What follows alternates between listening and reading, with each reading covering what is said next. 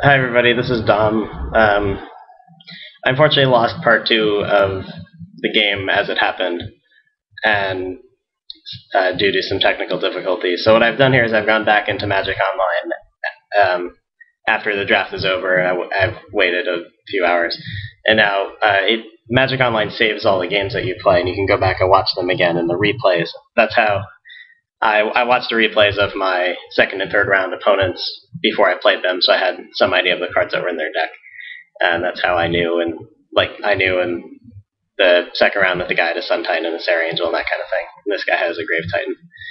So what I'm going to do is I'm going to play through. Oops, I got one more turn here. After I cast this Pentivus is where the first video stops. So, just to recap, we have Assault Griffin pacified, Gideon's Lawkeeper, and then the Baconator 5000 Brindleboar, Groot's Companion, Stampeding Rhino, and Pentivus. So we have a pretty good field against his soldier tokens, but this Royal Assassin is what's preventing us from getting anywhere. Because if we attack with anything, it's just going to die. So, the plan right now is to make a bunch of Pentavite tokens while keeping one counter on Pentivus, and then attacking with all the flyers, and then the one he goes to use the Assassin on will sacrifice it using Pentivus's last ability, and then put the counter back on Pentivus and make a new token next turn. So we can steadily push across 3 damage that way. So that's our plan right now. We're going to see it doesn't quite play out that way. So now it's our opponent's turn. We've drawn an Oromancer. We just pass back. And now he's played a Pacifism on our Rhino. So now what I'm going to do here is, here's the ability. I'm going to make a bunch of tokens.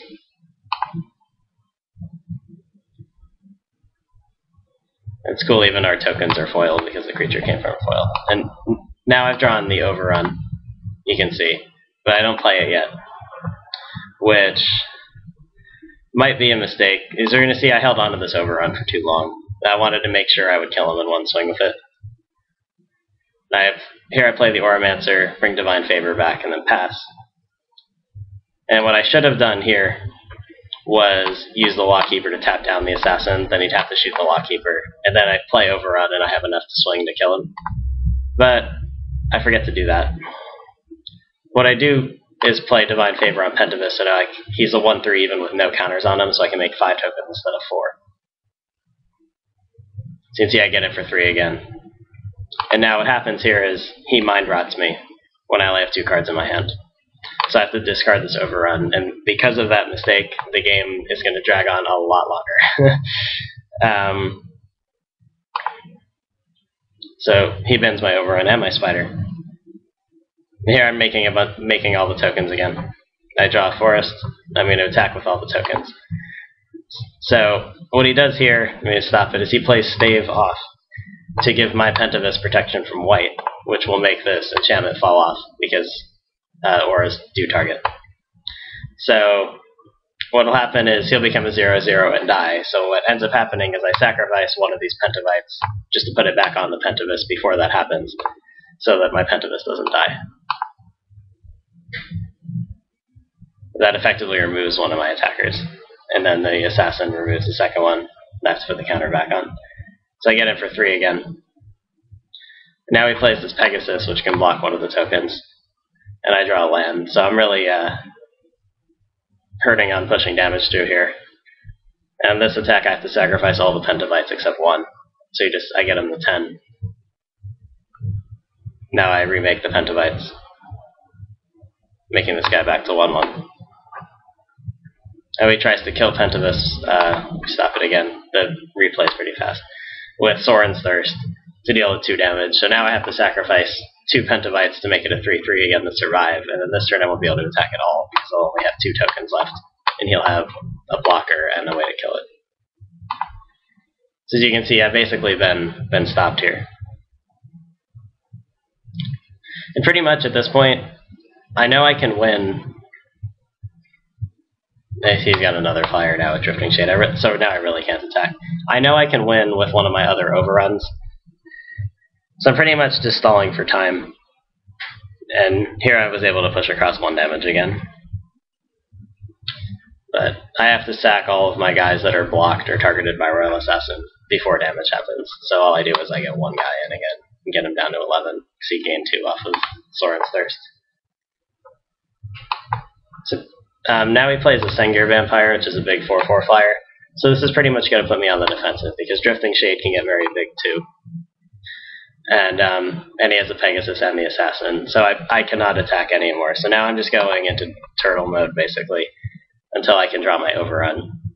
And basically what I'm hoping here is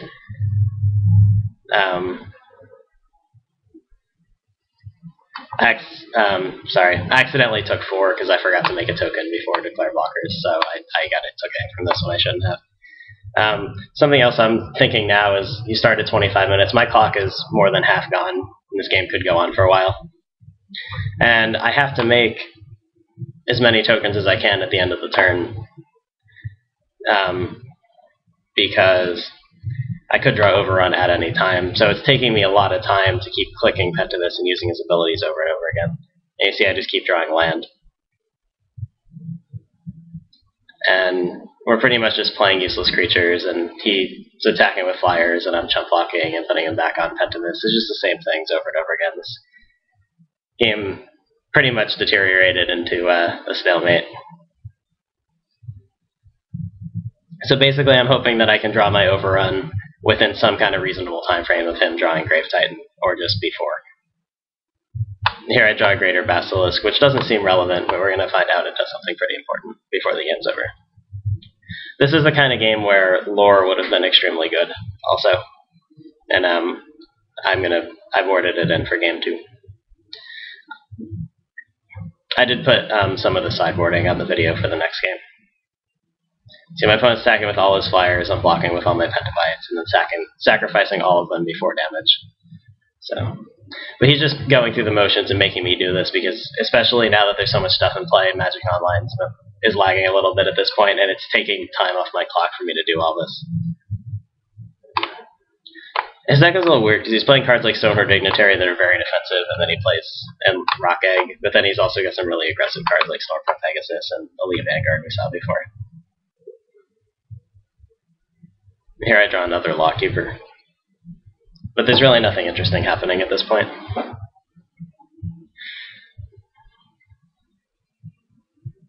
He actually he starts getting bored and just attacks with this.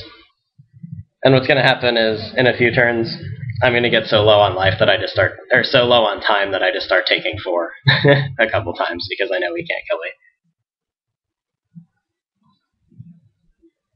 Here I'm just holding a few cards in my hand to make him think I have something, as I just keep drawing land.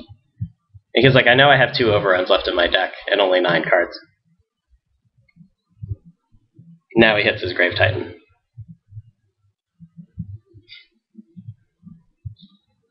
Which obviously could give him an edge. See, now we both have like about 15 creatures, so the 2 of mine are unable to attack. Now this turn he attacks with the Grave Titan. Yeah, let me pause it. And he makes 2 more zombies, but the fact that I have this Greater Basilisk to block is a pretty big deal, because the Death Touch will kill it. Because if I can't get rid of the Grave Titan, like just taking the 6 here and not blocking, or even just blocking with a Pentavite and sacrificing it, is really not an option, because as long as this guy survives, he's just going to keep making zombies. If he makes too many zombies, even my overrun's not going to be lethal, so I have to get rid of it. So even if I didn't have this Death Touch creature, I probably would have blocked with, like, Companion and something. Let's say I would have blocked with 6 power worth of blockers to make sure that it dies. Because if it sticks around, I'm definitely in trouble.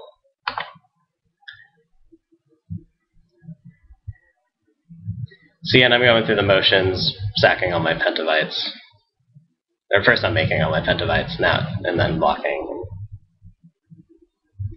I took 4 from the Vampire, because I didn't have enough tokens. Here I draw Rampant Growth, then pull my last land out of the deck. Now he hits his Gideon Lawkeeper that I was talking about in the first video. But thankfully I draw my overrun, or my Oblivion Ring just in time, so he can't start tapping my guy and then assassinating it.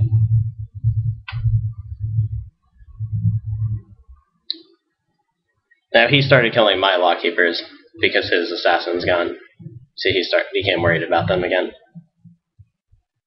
Here I dropped Troll Hide, which I could have put on Companion, but it wasn't really too good, so I just put it on the Pentivus to make sure it wouldn't die. Because really the only way I was losing this game is if I lost my Pentivus.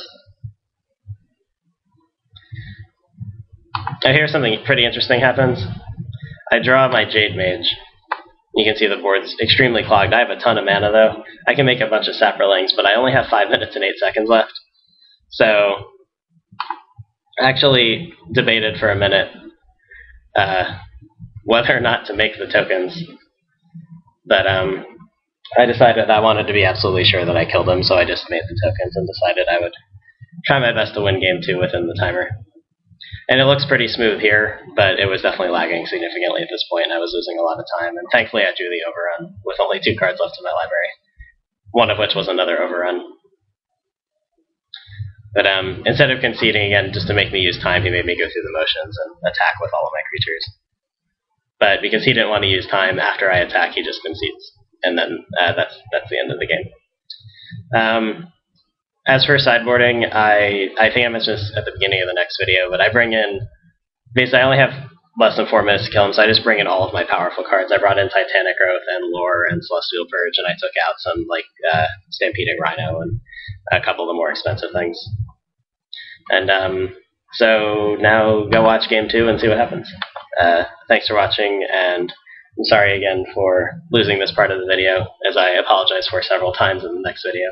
But hopefully this fills in decently well for it.